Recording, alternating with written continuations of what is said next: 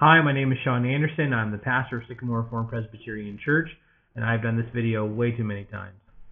My project is on George Gillespie, his theology of the kingship of Christ, and how it relates to the power and duties of the civil magistrate. George Gillespie was a Scottish commissioner to the Westminster Assembly, and so that's the era in which I'm dealing. It's important to point out that all Reformed and Presbyterian churches, through their both their formularies as well as the theologians in their systematic theologies and dogmatics, all agree on an important distinction in the kingship of Christ, and that is that which belongs to him as the divine, eternal Son of God and second person of the Trinity. As the creator of all things, he possesses inherently an essential kingship over all things, by which he governs all things, equal with the Father and the Spirit.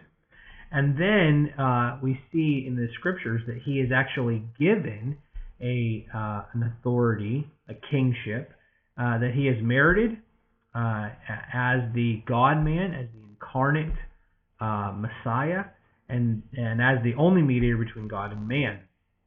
And so that is called his mediatorial kingship. So we have essential kingship and mediatorial kingship.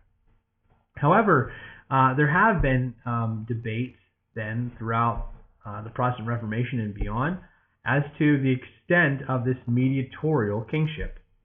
We know and agree that he does, as mediator, govern and rule his church. But does he have an authority over the magistrate, over the king, over the nations as mediator? That's the essence of the debate. And so it's always important to understand historical context where we see debates like this. The one I want to take up is a debate between an Erastian minister, Thomas Coleman, who is a member of the Westminster Assembly, and George Gillespie, who is again the Scottish Commissioner, also at the Westminster Assembly. Coleman will preach a sermon in 1645 before the House of Commons, and in that sermon he will defend his Erastian principles. And it's important to point out that central to Coleman's argument for Erastianism is that Christ, as mediator, has a mediatorial kingship over all kings of the earth. And so therefore, as mediatorial king, he is saying that the kings of the earth have an ecclesiastical office. David Mackay, who writes An Ecclesiastical Republic, Church Government in the Writings of George Gillespie, published in 1997, takes up this debate, and I want to interact with Mackay because I agree with a lot of what he has to say, but I think he doesn't go far enough. Gillespie will respond to Coleman. He's compelled to respond in another sermon, and in which he preaches before the Lords, the House of Lords, and he takes up the passages that Coleman uses. And so there's a lot of exegesis, actually, that he's dealing with in his sermon, appropriately. Important passages like Ephesians 1, 20 through 23, that Christ is head over all things for the church, or to the church. He'll take up Matthew 28, the all authority in heaven and earth has been given to me. He'll take up 1 Corinthians 12:28, that God has placed governments in the church. Is that ecclesiastical or civil in nature? And so that's the debate. And what Gillespie will argue for time and again to separate himself from the Erastian Coleman is that Christ does not have a mediatorial kingship over the king, over the nation, but rather he maintains his essential kingship as the divine second person of the Trinity. There are two two essential objections for Gillespie. First, Christ cannot be a king to those to whom he is neither priest nor prophet.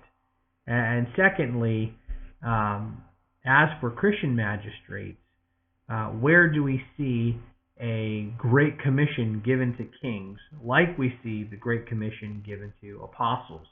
So we see a mediatorial commission given to the church, but not to the state. And so it would appear from his writings, and I agree with Mackay, that Gillespie would deny a mediatorial kingship over the nations, just an essential kingship. This is where the argument gets interesting, because Gillespie will argue that magistrates have duties to Christ based on his essential and divine kingship to promote and protect the church, and that promotion and protection must be tied to the rule of God's word. Further, Gillespie will argue that the supreme magistrate is the custodian of both tables of the law of God. And that's really interesting. He is not alone in that argument.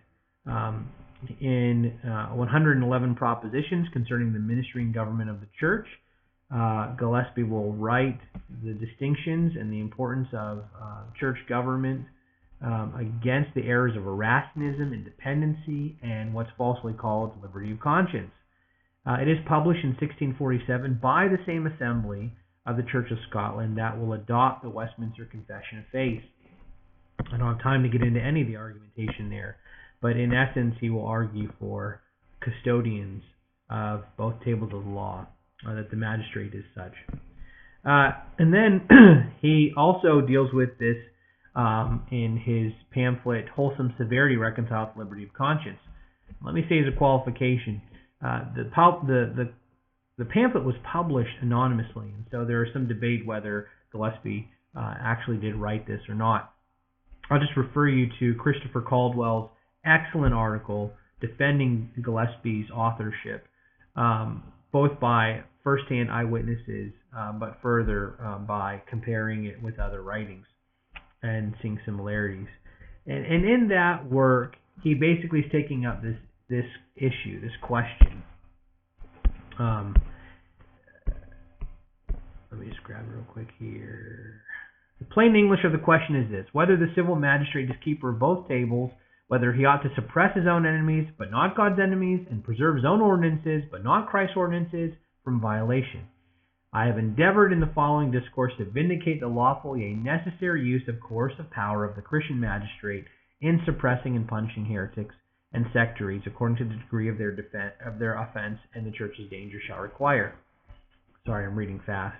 But this is the point. He will argue that, yes, magistrates have the duty to take care of, to coercively suppress certain heretics who threaten society with damnable heresy. He makes a lot of distinctions. I don't have time to go into any of this, but it's very helpful. I will say one thing. He says it's a great line.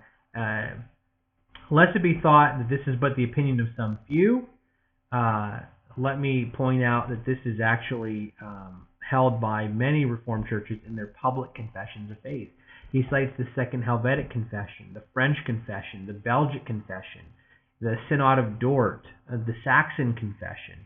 He cites other theologians like Beza, Luther, Melanchthon, Bruntius, Bucer, Calvin. He will cite the Scottish Confession of Faith, Article 24.